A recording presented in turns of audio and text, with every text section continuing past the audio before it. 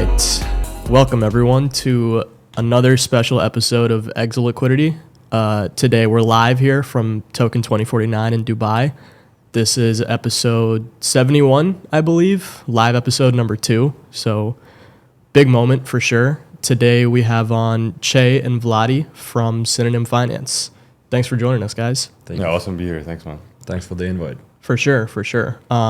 Yeah, we've been trying to do this for a while. I think it's been a couple months since we first started talking about this. Definitely, we've been looking around the money market space for a while, I think, and it's definitely good to get a feel for the different omni-chain players going around. So to start out, would be great to hear a little bit about each of your backgrounds, just where you guys have been, what brought you here.